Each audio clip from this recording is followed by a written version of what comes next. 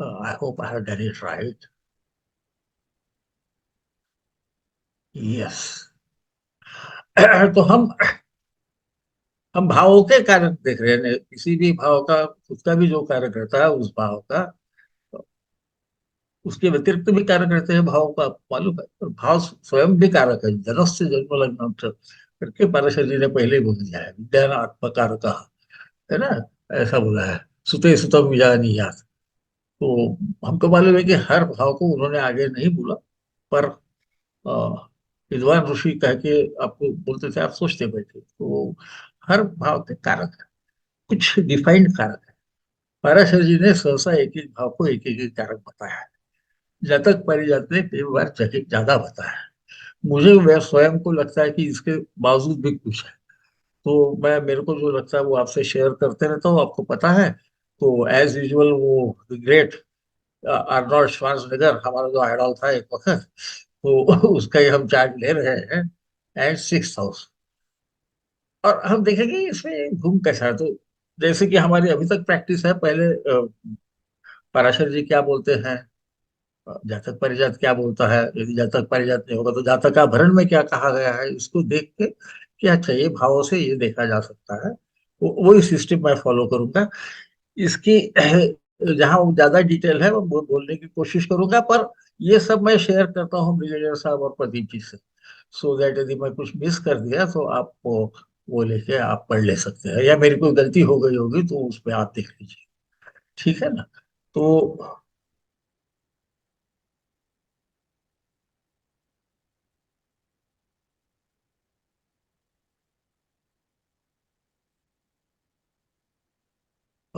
क्या कर रहा हूँ, बराबर है।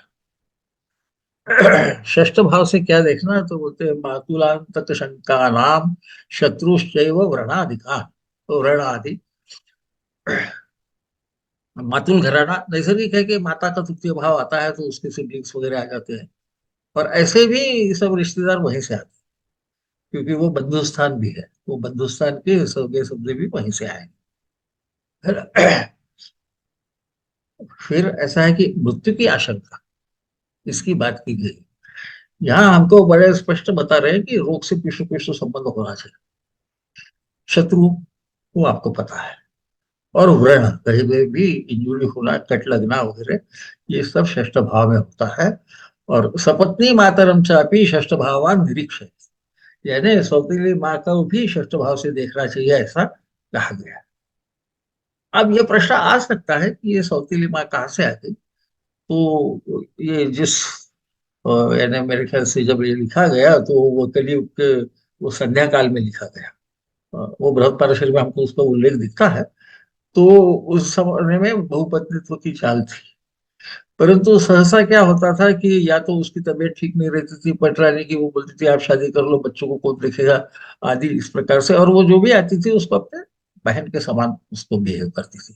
इसलिए शायद उन्होंने सपत्नी मातरम चाहिए होता है। कुछ लोग उसको सपत्नी यानी जातक की यू नो सेकंड वाइफ और माता ऐसा समझते हैं, पर मुझे ऐसा नहीं लगता।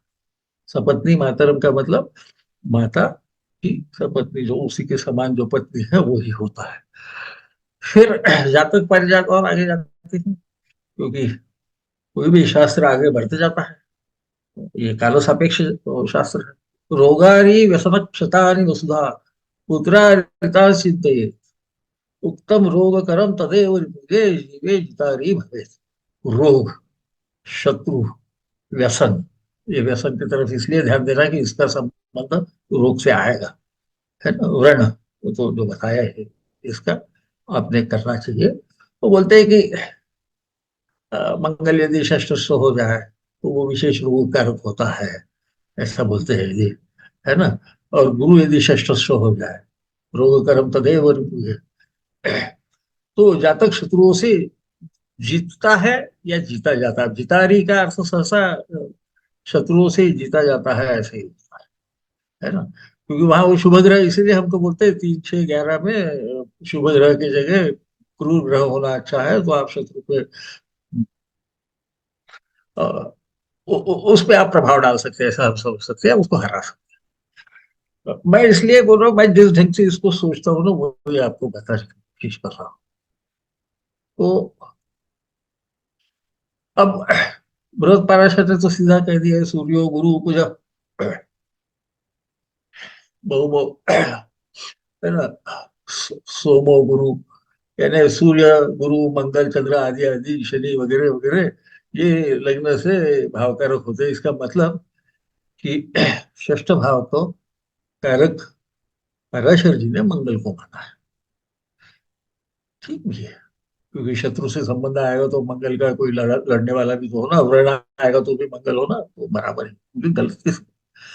पर हम जब जाकर पारिजात में जाते हैं वो थोड़ा बदल देते हैं इसको। इसमें कब कई जगह मैंने सिर्फ उतना रिलेवेंट ही डाला है, कभी ये पूरा श्लोक किया है कि द्विमणि अमर मंत्री भूसुत सौम सौम्यो गुरु अरिणतनयारो भार्गवो भानुपुत्र दिनकर दिविजेशो जीव भानुद्यमंदा सूर्य गुरु अरिण सूनु कारका सूर्य, यानी लग्न से सूर्य द्वितीय का गुरु, वो सब वही मानते हैं, तृतीय का मंगल, चतुर्थ में जातक परिजातकार बोलते हैं कि चंद्र और बुध।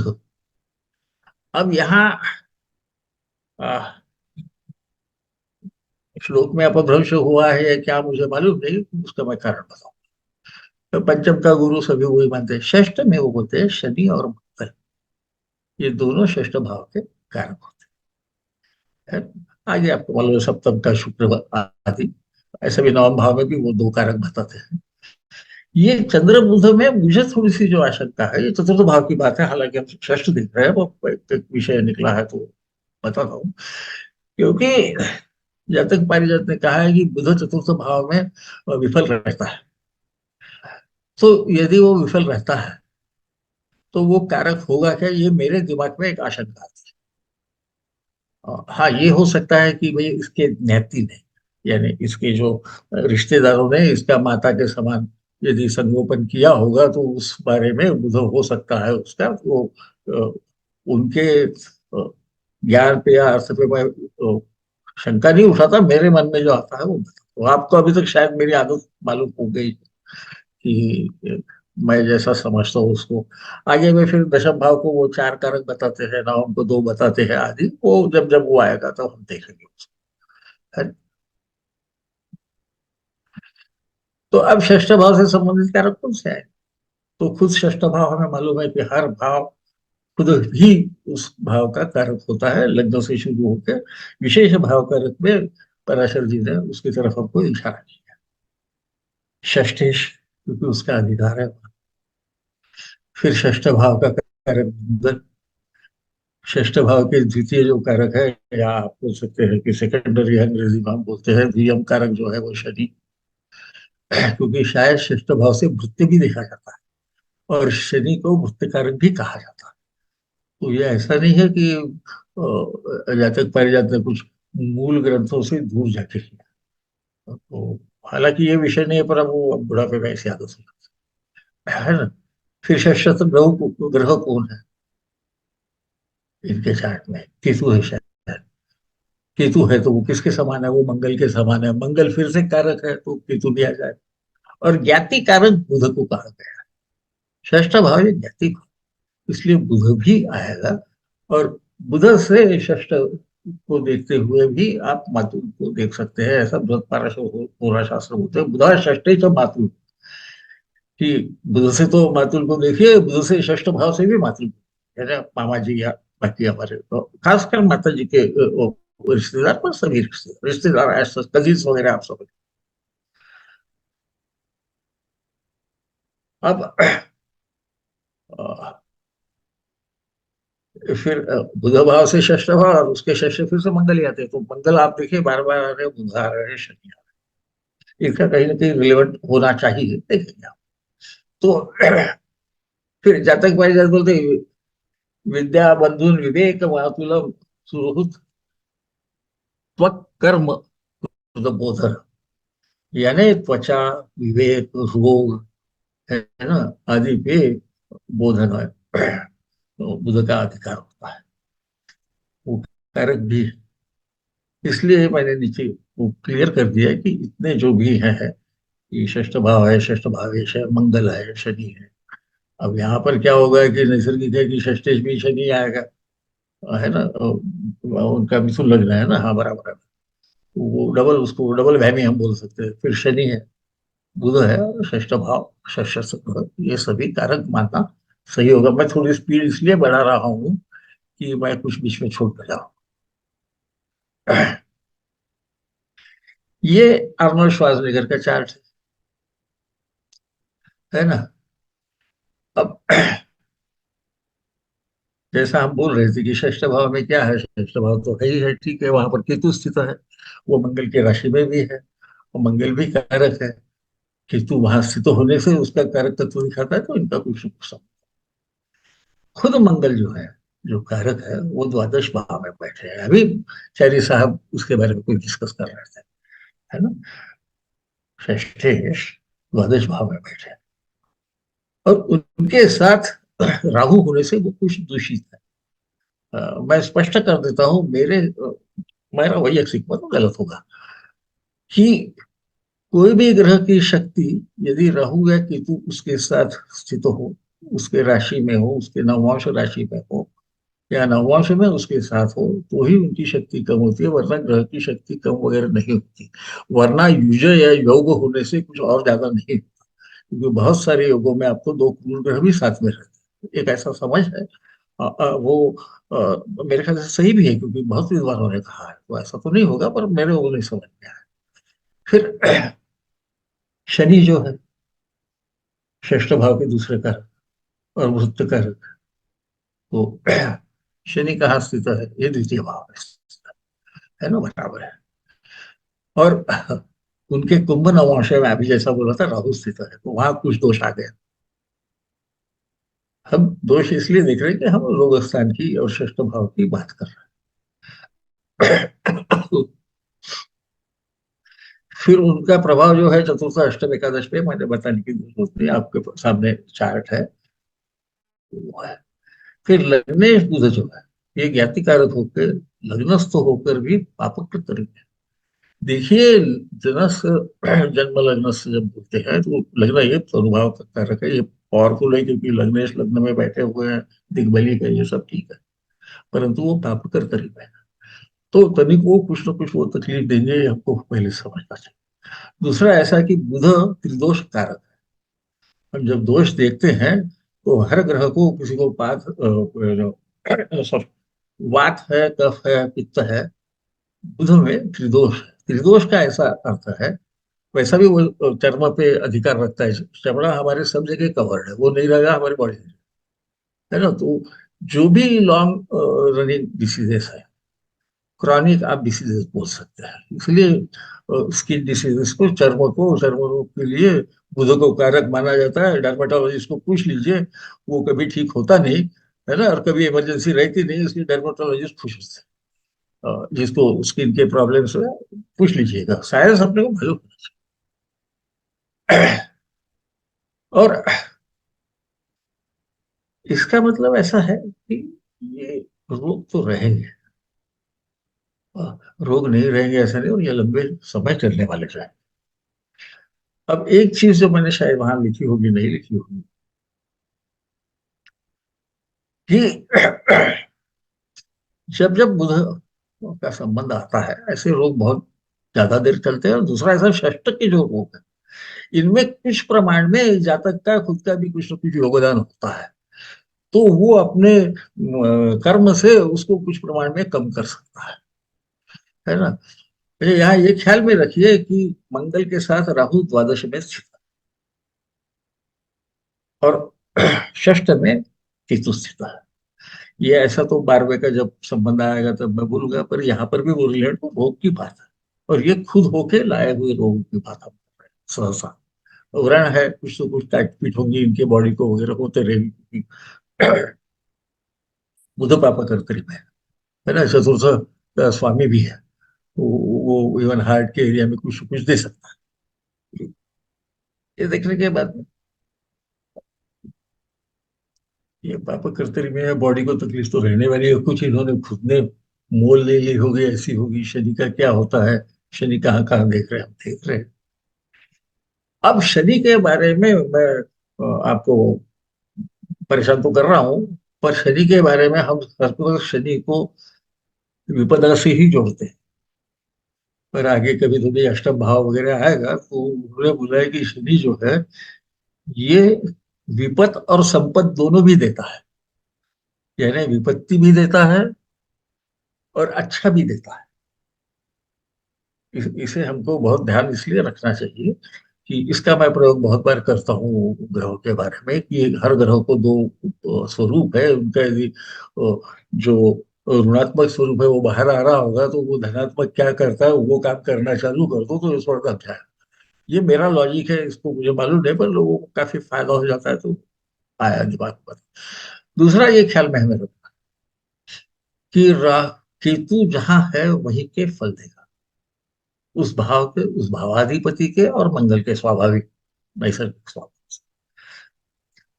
राहु जो है वो अपने से सप्तम भाव के भी फल देता है। मैं राहु केतु की दृष्टि नहीं मानता, मैं स्पष्ट करता और सब विद्वान मानते हैं, ये भी सच है। मैंने मेरे से करोड़ों गुना विद्वान मानते हैं पर मैं खुद नहीं मानता। मेरा मानना ऐसा, उसे पिंड नहीं है इसलिए उसकी कोई एनर्जी नहीं है। वो ब्लॉक कर सकता है, सिर्फ सूर्य को नहीं दिखने देता, तेज खत्म हो जाता है। पर ये मेरा मानना है। और ये जो बोल रहा हूँ इसका आप भावार्थ रत्नाकर पढ़ लेंगे तो वो बोलते हैं सप्तमस्थ सही के जातक को निपुण है बने। यदि सप्तम भाव में सही के यानी राहु होगा तो जातक निपुण होता है। देखिए राहु बैठा है सप्तम, बात जातक की कर। और केतु सप्तम में होगा तो फिर बोलते हैं भारिया धूर्त भाव। सप्तम में केतु है तो भारिया का रिजल्ट दे रहा है। मतलब सप्तम केतु अपने एरिया में खेल रहा है, वो नहीं आपको लग्न का रिजल्ट दे, है ना। धूर्त का अर्थ बुरे अर्थ से नहीं लेना, हम श्रूड वगैरह बोलते हैं, श्रूड नहीं, धूर्त का मतलब जिसको काफी चीजें समझती ये भी हो सकता है, या जिसको आप बेवकूफ नहीं बना सकते ऐसा भी हो सकता है। उस संस्कृत के हजारों अर्थ है, डिक्शनरी पढ़ लेंगे तो समझ। मैं आज बहुत ही मेरे ख्याल से विषय से दूर भटक रहा हूँ, पर आप लोग रोजगार रोजी है तो मुझे माफ कर दें, ऐसा मान के मैं आप पे अत्याचार कर रहा हूँ। अब देखो शनि की चतुर्थ भाव की दृष्टि, ये जो अभी स्लाइड दिखा रहा हूँ ना, आ रही है ना आपकी, ये मैं इसमें ऐड की हुई है और वो ये शेयर करूंगा ताकि इसमें डिटेल आ जाए सब के रोगों के बारे में। तो शनि चतुर्थ में देखा है, शनि एफिट के चतुर्थ भाव है, ये हृदय का भाव है, उसके साथ सूर्य है जो हृदय का कारक है, वहां पर एप्लीकेशन आपने पहले भी देखा हुआ। इनके हृदय पर 3 बार शस्त्र किया, बायस्कोपी इन्वॉल्व करके आता है हृदय में, उसको 3 पंखुड़ियां रहती है। इनको दो ही थी जन्म से, और ये वेट लिफ्टिंग करते थे, आप समझ सकते हैं, है ना। क्योंकि आखिर में बुध लग्न में बैठ के दिग्बली होके लग्नेश लग्न में बैठा है तो आत्मविश्वास तो कूट कूट के भरा होगा। तो 3 बार उनका ऑपरेशन हो गया, चौथे बार भी हो सकता है। और चतुर्थेश और स्थायी रोगाधिपति बुध है। फिर चतुर्थ भाव का संबंध कहाँ आ रहा है, ये रोग से कैसा आ रहा है, इसके बारे में मैं विवेचन करने की कोशिश करता हूँ। अब प्रश्न ये आएगा कि कोई भी हमको कुंडली लिखी तो एकदम हम बता सकेंगे क्या? मुझे पता नहीं। वो मैं बोलता भगवान की मर्जी होगी तो बता देंगे हमको क्या है, क्योंकि ये कॉम्प्लिकेटेड होते जा रहा है असल में। दूसरी चीज, मैंने संपत्ति विपत्ति की जो बात की, एक जगह देखो उनके द्वितीय भाव में शनि, आप मार्क करेंगे 2, 8 और 6, 12 में यदि शनि होगा तो सहसा जातक को सांस लेने में तकलीफ होती है। वो डिविएटेड सेप्टम होने से कुछ भी हो सहसा तकलीफ होती है, क्योंकि शनि का प्राण पे अधिकार है। और इन्होंने अपने आत्मकथा में लिखा है कि जब मुझे बहुत ज्यादा तकलीफ होती थी तो मैं बहुत गहरी सांसें लेता था और प्राणायाम करता था। प्राणायाम है ना, प्राण को कंट्रोल करना, सांस को कंट्रोल करना, उस पर शनि का अधिकार है। इसलिए वो प्राणायाम के जो अधिपति है हमारे शिव जी वहां बैठे हुए ऊपर में, है ना। तो प्राण पे अधिकार का संबंध यहाँ आ रहा है श्वासोश्वास की। पर शरीर दूषित है तो तकलीफ तो होगी, तो खुद ही तकलीफ कर लो। मैं जो लॉजिक यूज करता हूँ सहसा, मैं खुद के बारे में भी कई बार करता हूँ कि हमें वो तकलीफ लेंगे तो ये बाकी की तकलीफ नहीं देगा, तो वो करते थे, उनकी जीवनी में लिखा है, आपको दिखे। फिर देखिए ये भक्त कारक शनि, षष्ठ का कारक शनि, द्वितीय स्वभाव में, कुटुंब भाव में बैठकर दूषित होने के कारण उनकी जो मेड़ वगैरह थी, उनके अवैध संबंध वगैरह थे वगैरह से बहुत कलह हुआ है, ये भी मालूम है। आप उसको पढ़ लीजिए। षष्ठ भाव का क्या क्या कर सकता है, क्या हर एक का होगा, वो तो उसके पंचम और नवम भाव पे तय होगा कि ये करेगा या नहीं, पर ये टेंडेंसी हो सकती है। क्या यही होगा? जरूर नहीं, शत्रु भी कुछ कर सकता है। पर शनि का संबंध आने से मैं उसको बोल रहा हूँ। फिर शनि द्वितीय में है, तो अवघात होगा। व्रण, होठ फट गया। व्रण की हम बात कर रहे हैं मंगल का, उनका होठ फट गया मोटरसाइकिल चला। मैंने तारीख भी दी है, आप लोग वो दशाएं वगैरह देख लीजिए। मैं उसमें इसलिए नहीं जाता कि मैं ऐसा बहुत लोअर लेवल के दशा को जाके फिर ट्रांजिट वगैरह जोड़ता हूँ, बहुत कॉम्प्लिकेटेड। तो अब बुढ़ापा है तो अभी ये कर लेते हैं, बाकी कोई कारण। फिर तृतीय भाव पे षष्ठ का कारक मंगल देव, 12वें से आप। तृतीय भाव कंधा बसता है। उनका कलाबाजी के दौरान में एक्सीडेंट हुआ, उनके कंधे का ऑपरेशन हुआ। देखिए, मैंने पिछले इसमें उनके शरीर का आपको फोटो दिखाया है। ऐसे भी उनके बहुत सारे पोजेस हैं। इतना बलिष्ठ दिखता है कि भाई सवाल ही नहीं आता इनके कंधे को कुछ होने का। ऐसा फील लगता है ये भारी है। ये तो तनु है, तनु तो पावरफुल है ही, पर ऐसा होता है। ये षष्ठ में आपको ख्याल में आ रहा है, यहाँ जहां जहां षष्ठ है ना, ये इन्होंने शार्पणा किया। मेरे भाषा में, हमारे नागपुरी भाषा जरा विचित्र है। तो खुद ही होके कुछ भी कलाई वाई करने गए, लग गया वो। घात हुआ। तो अपघात दो टाइप से होते हैं। या तो आप कुछ भी ना करो, आप झाड़ के नीचे खड़े हो, डंगल आपको पड़ जाए। ये सहसा अष्ट से संबंध, जब अष्टम से संबंध मंगल का आता है तो होता है। मंगल का संबंध षष्ठ से आए तो सहसा जो भी अपघात होता है उसमें दूसरे की कितनी भी गलती है, सहसा जातक का भी कुछ न कुछ योगदान हो। ये इसका विषय नहीं, पर मैं किस ढंग से देखता हूँ वो आपको बता रहा हूं। फिर अगस्त में फिर ये स्कीइंग करने गए। गड़बड़ गड़बड़ कितने के बार करते रहते हैं आप देखिए। उनके पाव का अस्थि भंग हो गया। 12वें में मंगल बैठे, आप देख रहे हैं। 12वें अस्पताल में पहुंचा दिया बाबा जी। 12वां है ना। तो यानी ऐसे ऐसे अपघात है कि लोग पहले सोचते ही नहीं थे कि आर्नल्ड श्वार्ज़नेगर को 7 बार मिस्टर ओलंपिया रहे, दुनिया में इतना बॉडी बिल्डिंग का रिकॉर्ड किसका नहीं है। कैलिफोर्निया के गवर्नर, ऐसा नहीं कि वो फेल्योर आदमी। और उसकी पसलियां भी टूट, पार्श्व बोलते हैं पसलियों को। तो आपको ख्याल। अब राहु केतु जब 6, जो मैं सोचता हूँ वही आपको बता रहा हूँ। 6/12 या 2/8 में यदि राहु केतु का संबंध आता है, क्योंकि राहु अपने से सप्तम को भी देखता है, तो सहसा उस व्यक्ति को कुछ तो कुछ व्यसन रहता है। अब व्यसन का अर्थ किसी चीज का बहुत ज्यादा शौक होना भी रहता है, पर राहु को फणींद्र कहा गया है।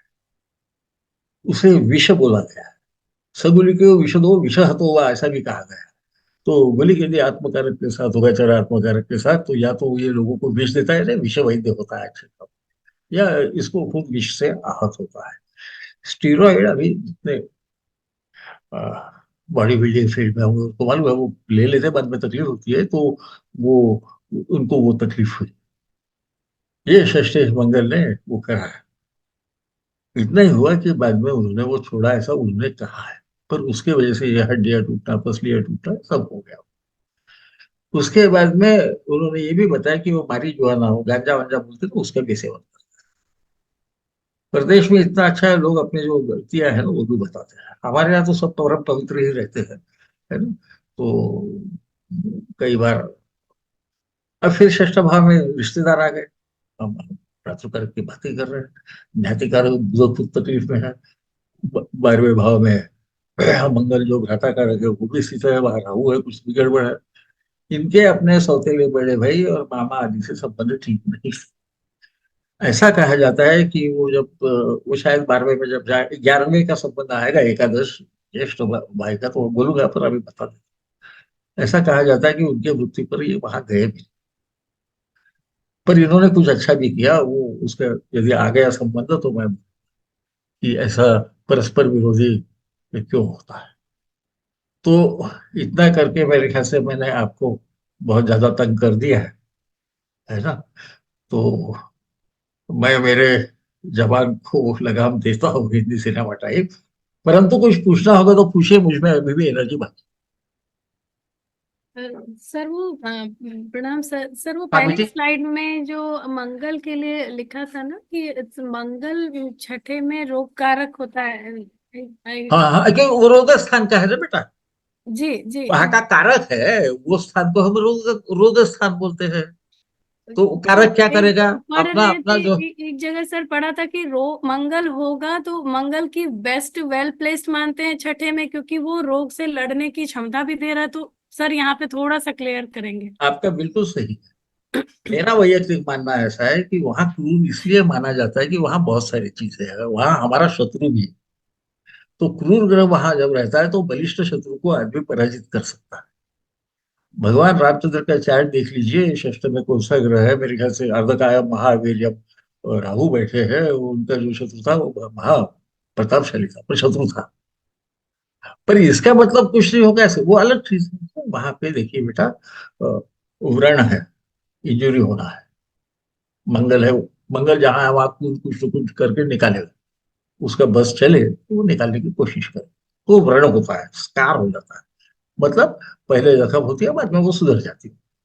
कई बार वो फेस्टरिंग भी रहता है कि वो चलती रहती है। आप जैसे डॉक्टर यदि कोई होंगे तो उनको मालूम है, कभी कभी वो चलती रहती है, वो ठीक ही नहीं होती। और खासकर बुध का संबंध आने से कभी कभी वो बहुत लंबा चलता है ना?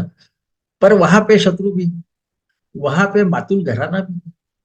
अब आप किससे झगड़ा करोगे आपका आपका प्रॉब्लम, मतलब इसको हैंडल मैं कैसे? ये शक्ति है। इसमें कोई शक, इसमें कोई शक नहीं। छठा भाव सर सेल्फ मतलब खुद का किया हुआ भी है, और मतलब रिकवरी भी आप खुद कर सहसा, हाँ सकते हैं। सहसा सहसा जो वो अपना रोग है, रोग या एक्सीडेंट जो होते हैं खासकर, क्योंकि मंगल है ना, सडनली कुछ तो भी कर देता है। मंगल आपको मालूम है, पहले 10 डिग्री में मंगल और सूर्य आते हैं तो कुछ ना कुछ करके चले जाते हैं। और मंगल सेनापति है, काटपीट तो करेगा करेगा, ऐसा सोचना। यानी इसको पौराणिक स्टोरी से नहीं, पौराणिक में हमको एस्ट्रोलॉजी के जो तत्व बताए गए उसको समझना, वो कोई सेनापति वगैरह नहीं होगा। पर वो बता रहे हैं कि इस प्रकार का ये करता है। ठीक है। पर शत्रु होगा तो शत्रु खत्म होगा।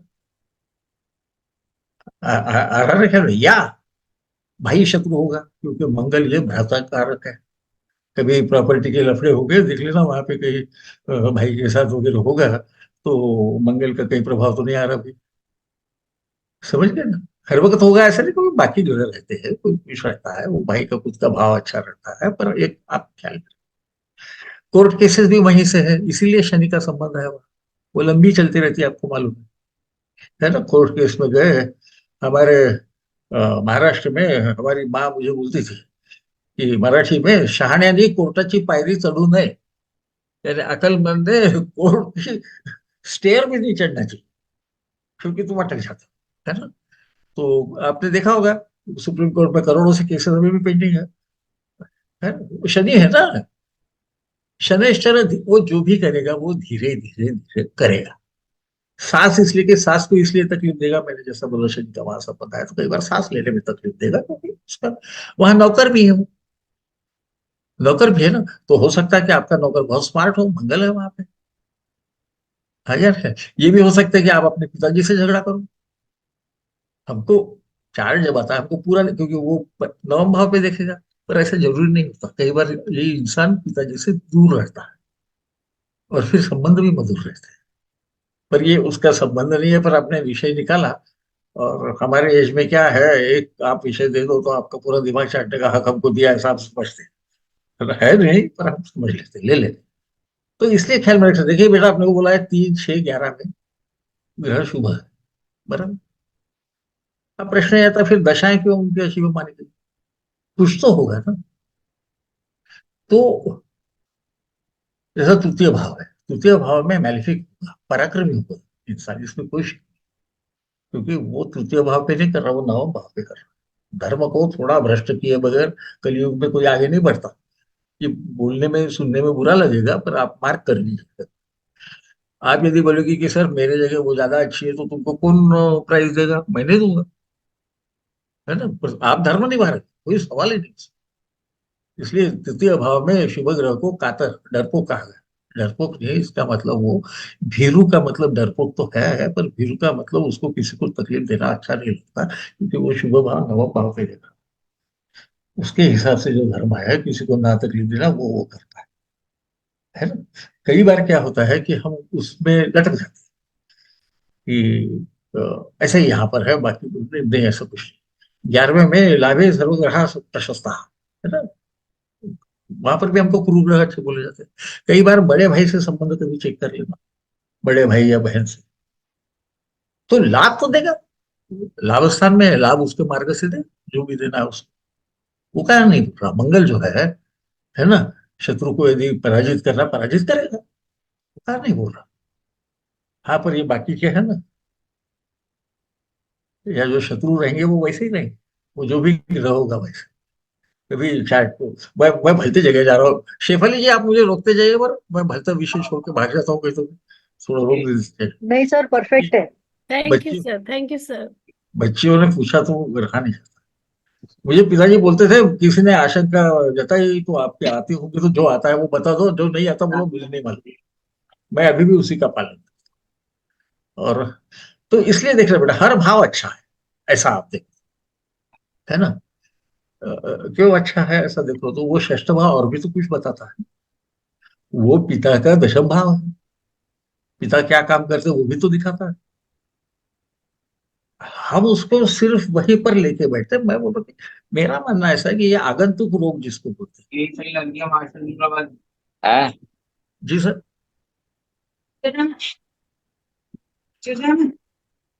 हम क्या करते हैं कि विकास आगंतुक, जी, आप कुछ पूछ रहे हैं या फिर अपने आप को म्यूट कर लीजिए। तो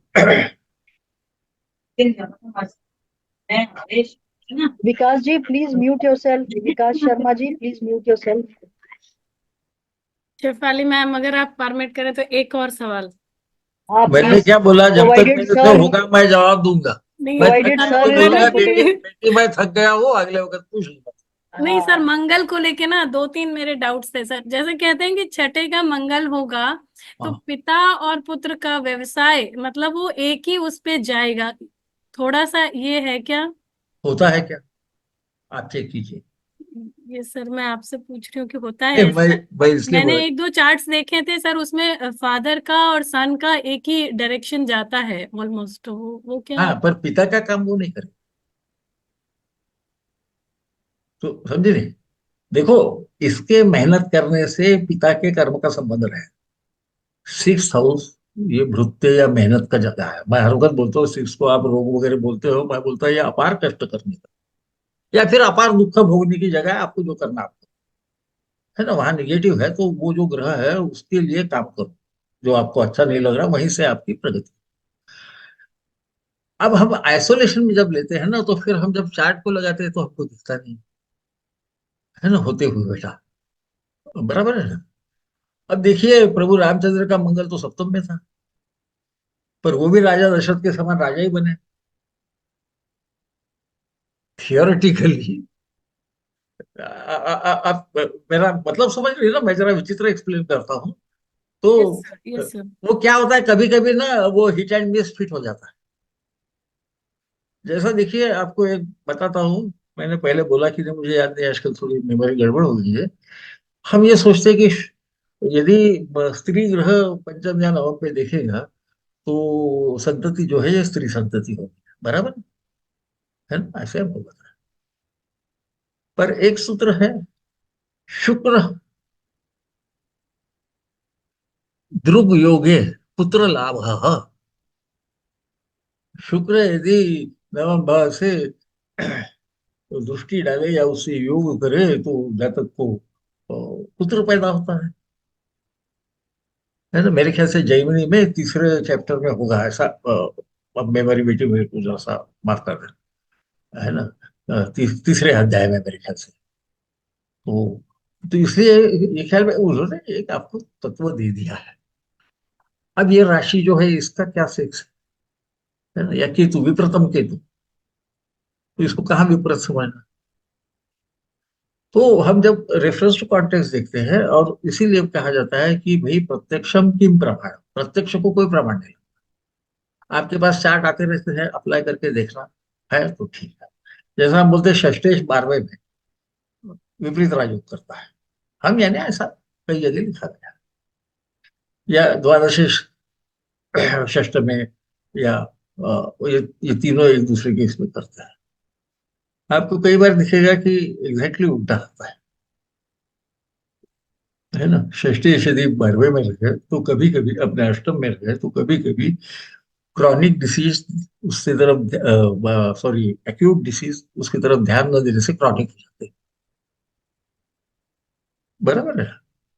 तो इसलिए हमको उनको वो जो वो प्रिंसिपल गलत है, नहीं वो ऐसा नहीं है। उनका प्रिंसिपल ऐसा है कि ये जहां जाता है षष्ठेश या अष्टमेश या द्वादशेश, उसको वो खराब कर देता है, ऐसा कहा गया है।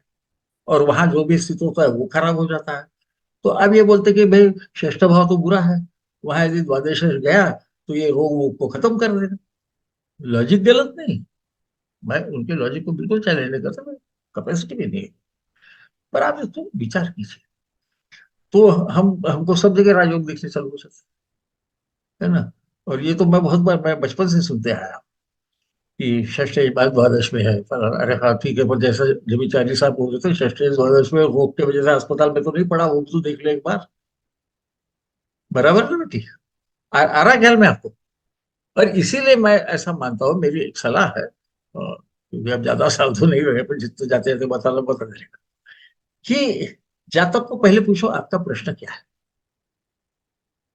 क्योंकि क्या होता है, एक ही ग्रह से 2000 चीजें हम देख सकते हैं, एक ही भाव से 50,000 चीजें हम देख सकते हैं। क्योंकि भावात भाव प्रिंसिपल भी आ जाता है ना। हर भाव का अधिपति कौन रहता है, कहीं नवमांश में कुछ प्रॉब्लम रहता है, कहीं कुछ एफ्लिक्शन आता है। तो सीधा पूछो आपका क्या प्रॉब्लम है। वो पूछने के बाद में आपको समझेगा आपको कॉन्सेंट्रेट कौन से भाव पे करना है ना। फिर यहाँ जैसा दिया है कि वो भावाधिपति, भाव का कारक, उसकी स्ट्रेंथ, और ये कौन से विशिष्ट विषय में बोल रहा है उसके बारे में। आपको कोर्ट केस के बारे में पूछेंगे तो आप षष्ठ जरूर देखिए, है ना। बराबर, ठीक है। रोग के बारे में बोले, पर नौकरी के बारे में भी आपको षष्ठ देखना पड़ेगा, नौकरी मिलेगी उसको। अब हम बोलते हैं षष्ठ से कुछ नहीं मिलता, तो मैं बोलता हूँ चेक कर लो। मैं भी बचपन में यही करता था बेटी, आपको दूसरा नहीं। आप तो भी काफी पढ़ लिख गए हैं। हमारे वक्त तो ग्रंथ भी कम थे, हाँ डिस्कशंस चलते थे। मेरे पिताजी को भी एस्ट्रोलॉजी आती थी, हमारी दादी को भी आती थी, प्रैक्टिस करने वाले कोई भी नहीं है उसमें से। तो हमारे यहाँ के ज्योतिषी कभी अड़ गए तो पिताजी के पास आते थे, तो फिर वो हम चुरा के ऐसा चुप चुप के बातें सुनते थे, है ना। हमारे वक्त पिता के सामने बोलने की, उन्होंने बोला तो बोलने का ऐसा था। तो उसमें एक दिन मैं फंस गया कि उसने बोल दिया, पिताजी को समझ गया कि करता है, डांट वाट खाई मेरे। बाद में बोले कोई हरकत नहीं करना, पर किसी को दुख देने के लिए शास्त्र नहीं है, इतना समझ के करना। अभी तक करते आए हो बेटी, अभी सुबह पे क्या बदलेंगे है कि नहीं। तो इसको ख्याल में रखो। तृतीय भाव है, बहुत अच्छा है। नवम भाव है, अच्छा है। नवम भाव भ्राता की पत्नी भी तो होती है। हम उसको देख के उसके पिता की बात कर रहे हैं, वो अपने भाभी की बात कर, तू वो नवम भाव होते हैं, पिता को छोड़ते हैं। क्योंकि हमको वहां दिखता है कुछ, हम बोलेंगे पिता से संबंध खराब है। अच्छा ये क्या समझेगा, ये ज्योतिष को मूर्ख नहीं समझेगा, ये शास्त्र को बुरा समझेगा। तो शेफाली जी मुझे माफ कर दीजिए, मैं चालू हो गया तो मुझे पता नहीं। और नहीं सर, हमें अच्छा लग रहा है। The only thing we are worried about is your health. No, the तो moment I feel too tired I अभी विल टेल यू। शेफाली नहीं मैम सर, से टू परमिशन नहीं, ली थी कि टायर्ड में बहुत भी आप रुक अच्छा जाइएगा लगता है, सर। बट आपकी दिस तबीयत गिव्स से पहले दिस अपनी गिव्स ख्याल मी करें। एनर्जी। नहीं सर, टू टायर्ड नहीं, आप टायर्ड पे ही से ही पहले रुक जाइएगा सर। दैट नहीं इज नहीं, आवर ओनली तो मैं कंसर्न। बताऊंगा ना, मैंने ब्रिगेडियर साहब को भी बताया कि if I feel I will make their pardon, कि मैंने बाकी दिया है। पहले भी मैंने बोला कि वो आप देख लेना। प्लीज सर, प्लीज पर सर। मुझे प्रश्न पूछने लगे तो मुझे ऊर्जा आती है, हमारे शिष्य भी पूछते नहीं सर, हैं। अब सर सब को प्रश्न पूछने नेक्स्ट लगे, वीक। हाँ सर तो बिस्तर से उठ के दौड़ने लगेंगे। तो अब वो भगवान ने क्या दिया है, गलती तो करना है, तो अभी भुगतना है अभी, है ना। तो जो लेके आए यहाँ पे, यहाँ से लेके तो जाना नहीं है, तो यही छोड़ के जाना चाहिए। पर मैं मेरा लॉजिक समझाने की कोशिश कर रहा हूँ। ये बहुत बार होता है। पंचभाव है, वो ज्येष्ठ भ्राता की पत्नी भी होती है, बराबर। या आप देखिए ये भावात भाव को सोचिए, आपको सहसा दिखेगा दादा और पोता इनके स्वभाव से कुछ न कुछ इनमें सिमिलैरिटी रहे। भावात भाव को हम जब समझने जाएंगे, आपको ख्याल भाई एक आधी ट्रेड उनकी सही रहे, या माता मही और रहे। क्यों? क्योंकि लग्न से फिफ्थ यानी आपका लड़का है ना, वहां से फिफ्थ उसका लड़का, अपने लड़के का लड़का, आपका पिता, बिल्कुल बात। वहां से जब नवम जाता है तो फिर से अपने दादा के पास पहुंच जाता है वो पोता। हम अभी पोते का देख रहे हैं, तो किसी का नहीं। तो आपको ये एक ट्रेट ख्याल में आ जाए, या तो उनकी बोलने की पद्धति में कुछ आ जाएगा, या कभी कभी फेशियल इसमें आ जाएगा, वो नहीं बता सकते। उसने हमारे में क्षमता नहीं। और इसलिए भावात भाव प्रिंसिपल भी बेटी श्वेता, उसको सोच समझ के करना, नहीं तो हम कहीं तक पहुंच जाते हैं और फिर वो उसको 12 बच्चे होंगे बोलते हैं, क्योंकि वो तीन तीन तीन तीन करके चल रहे हैं। आप कलयुग में रह रहे हैं, आपको मालूम है दो के ऊपर लोग होने नहीं देंगे कर, है ना? तीन होंगे, गलती से हो गए चार हो जाएंगे, ट्विंस हो गए तो आप 11 12 की तरफ पैक हो जाएंगे। रामीर ने बोला है एक जगह कि पुत्र प्राप्ति के योग के इसमें, कि फलाना फलाने में इसको पुत्र प्राप्ति होगी, कितनी भी देर हो जाए। तो फिर वो लिखते हैं कि यदि ये वंध्या होगी यानी बैरन होगी, या इसके मेंसेस रुक गए होंगे, तो ये परिणाम नहीं मिलेगा। तो आपको अच्छा आज डोज हो गया होगा ना, असली तो नींद नहीं आने वाली तेरे को, थक सर जाता है। बहुत अच्छा लगा सर, सीरियसली आपसे बात करके। सर कनेक्ट बहुत डिफरेंट वे में करते हैं ना, तो बहुत मुझे हाँ बहुत बेटा, अच्छा लगता है। इसीलिए इसीलिए वो कॉम्प्लिकेटेड शास्त्र है राजा। देखो, बृहद पाराशर की अनेक टीकाएं हैं। सबसे पुरानी जो है वो मेरे ख्याल से 1890 में श्रीधर की टीका है। उसने भी केवल उत्तरखंड पे टीका की है, वो अवेलेबल भी नहीं रहती। मेरे को इतना ही भगवान ने एक दिया है कि मैं यदि किसी चीज के पीछे पड़ जाऊं तो वो कहीं ना कहीं से मुझे मिल जाता। मैं ऐसा तय करता हूँ, ये कोई ना कोई विद्वान ने बोला है, फिर मैं ढूंढते रहता हूँ। और मेरे को भी मालूम नहीं था कि ऐसे मैं सीताराम झा जी से शुरुआत समझता था। बिल्कुल प्रामाणिकता से। उसमें उत्तरखंड और पूर्वखंड ऐसे दो भाग है। उसमें कुछ श्लोक अलग है, यदि कहीं रिलेवेंट होंगे तो मैं उसमें लिखूंगा भी कि ये श्रीधरी टीका में ऐसा कहा गया है। उसकी थोड़ी बहुत सिमिलैरिटी गणेश दत्त पाठक की जो टीका है उसमें आते हैं श्लोक, है ना। पर वहां वो बोलते थे सप्तकार का खत्म था, वो बोलते सात ही चरकार। तो इसलिए हमको एज एस्ट्रोलॉजर हमको सबको, हम किसी को भी बाहर नहीं फेंकते, क्योंकि सब विद्वानों ने लिखी, बराबर है। पर लिखते वक्त कभी कभी अपभ्रंश होता है, जैसा मैं जब भी बता रहा था कि बुध और चंद्र दोनों भी चतुर्थ का कारक है, ऐसा जातक परिजात बताता है। उधर बोलता है कि वहां विफल होता है, वो बोलते हैं कि मंगल द्वितीय भाव में विफल होता है ना? तो ये विफल होता है और ये कारक होगा ऐसा तो नहीं। यदि बोलते तो वो बोलते चंद्र भी विफल होता है। वो वैद्यनाथ थे, वो तो ऐसे मेरे ख्याल से वेंकटाद्रि के चिरंजीव थे, वो मामूली आदमी थोड़े थे, है ना बेटा। तो हमको पढ़ने के बाद में थोड़ा सा सोचना, हमको जो अनुभव आ रहा है उसको देखना और उसको आगे बढ़ाना। तो डिवाइन साइंस है, तो डिविनिटी हमारे एफर्ट से आती है। आपको मालूम है बंदूक है, मैं आतंकवादी बन जाऊं तो वो बुरी है, और देश का रक्षक बन जाऊं तो भली है तो बंदूक ना, है ना। तो मेरी सिमिली बहुत भयानक रहती है। मेरे ख्याल से नताशा जी को उसका अनुभव है थोड़ा। मैं बोलता हूँ देखो, मैं बोलूंगा ना तो आप बुरा मत मानना, पर लार्जर देन लाइफ सिमिली देने पे विश्वास रखता हूँ। उसको अरुंधति दर्शन न्याय बोलते हैं हमारे से। और फिर और एक बात मैं आगे जहन में अभी बता देता हूँ। देखो वेदों को कैसा इंटरप्रेट करना, इसके बारे में एक श्लोक है स्क्रिप्चर्स में। वो बोलते हैं वेद जो है ना ये सोने की नगरी है। और फिर उनका आगे चलता है कि छंद उसके गार्ड्स है, और सांख्य जो है ये उसके आजू बाजू में खोदी हुई वो जो नहीं मोट बनाते थे बेटा, और उसमें मगर वगैरह छोड़ते थे वो है। और आखिरी में बोलते हैं कि पर इनको सबको न्याय कुकुरा दिस। न्याय जो है ये वो कुत्ता है जो आपको वेद की तरफ नहीं जाने देता। और न्याय का अर्थ लॉ नहीं होता, न्याय का अर्थ लॉजिक होता है।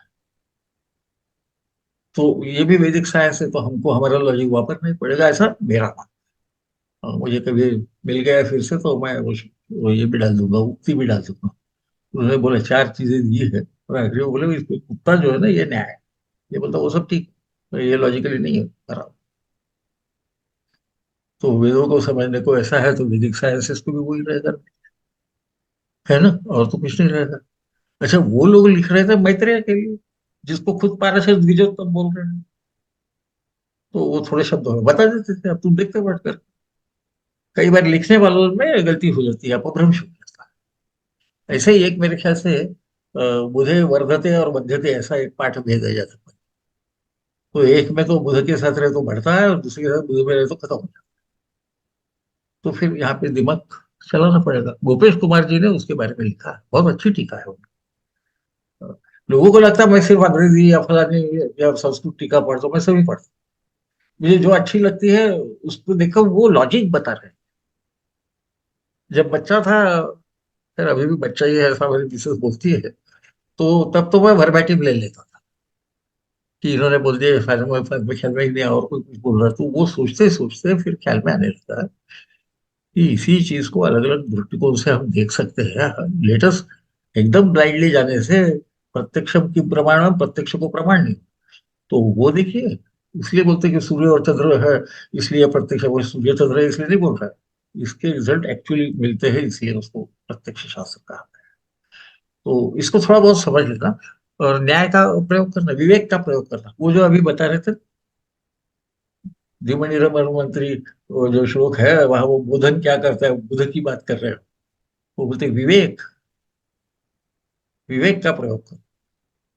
मेरे कई बार भाषण में आएगा कि आप विवेक का प्रयोग। तो हमारे मित्र बोलते हैं, मेरे भाव उम्र, तो ये विवेक कहाँ से पकड़ के लाया। अरे मैं बोला, जाने दे, मुझे है नहीं, तू भी नहीं समझ सकता, छोड़ दे।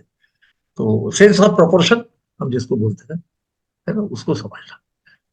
भाई मेरे उम्र का आदमी है, उसको बोलोगे कि ये अगले साल गुरु आ रहा है, सप्तम पे देख रहा आपकी शादी हो जाएगी, दिमाग अपना ठीक करो। ये 3 साल का बच्चा है, उसको हम बोलते हैं गुरु ने देखा सप्तम को, शादी हो जाएगी, होगी क्या। हाँ, कहीं कबीले में होगा जहां वो दोनों महिलाएं प्रेग्नेंट होती है और बोलती है यदि जन्म हुआ तो हम उसकी हो सकती है ना। इसी को देश काल और पात्र को बताया जाता है, the times about which you are, the place where and that individual himself. तुमको बहुत ज्यादा भाषण हो गया, मेरे ख्याल से सबका सर दर्द दे रहा होगा। नहीं सर, लास्ट लाइन ही सबका सार है ना, देश एस्पिरिन काल और एस्पिरिन वगैरह का पात्र। खर्चा मेरे पे डाल दीजिए, मैं भेज दूंगा इससे कल। देश काल और पात्र, यही एक सार है, जो मतलब ज्योतिष का जो सार है वही है। ऐसा है, और कुछ पूछना है तो पूछ लीजिए, मेरे से जो होगा वो बताऊंगा। और 10 मिनट मेरे में एनर्जी है, मैं घड़ी देख रहा हूँ, घड़ी सामने रखता हूँ। आई थिंक सर आपका बहुत Sir, ज्यादा वो मेरी sir, I एनर्जी think- नहीं, मेरी एनर्जी नहीं, आपका पेशेंस कहाँ तक चलता है वो देखता हूँ। नहीं, पेशेंस हम लोग में बहुत है सर। तो फिर कोई चिंता नहीं, पर कोई प्रश्न पूछना हो संकोच मत कीजिए। नहीं, हाँ, अगर प्रश्न I अभी है think तक जो sir, आज पहले से देख रहे हैं उनको पता है कि मैं उसको माइंड, मेरे को नहीं आया तो मैं बोलता हूँ मुझे नहीं आता। सर आई थिंक आज के लिए सब सेटिस्फाइड लग रहे हैं। Thank you. तो काइंड, और आई थिंक मैं आगे में एक इतवार छोड़ के एक इतवार करने की कोशिश करूंगा। ठीक है sir. If in the meanwhile I improve, my health improves, तो फिर मैं चलने दूँ। यस, ठीक है सर। पर मेरे को हंसी इसकी आई बेटा कि देखो, मैंने षष्ठ भाव का करना शुरू किया, पहले बार मेरे को जिंदगी में बोलना पड़ा कि सर मैं नहीं कर सकता। मेरे को इतना उसका दुख हुआ, मैंने विषय अभी मुझे क्यों दुख कर रहे हैं। मैं बोला मैंने बोल दिया था मैं लूंगा, और ऐसा होना। और सर इसीलिए अब ठीक हो जाएगा सर, षष्ठ खत्म हो गया ना। हाँ, तो आप लोगों का प्यार हो जाएगा, we are out of it now. आप लोगों का प्यार हो जाएगा, वो चिंता कीजिए, है ना। आपका कर्जा है ना, मेरे को उतारना पड़ेगा, वो जगह नहीं। टेक केयर भाई। Thank you sir. आज सर। लोड कम हो नमस्कार गया सर। होगा सर, Thank you, आज sir. लोड नमस्कार कम हो सर। गया होगा। प्रणाम सर। आज प्रणाम लोड सर। कम हो गया। नमस्कार, प्रणाम सर। नमस्ते राजा। नमस्ते।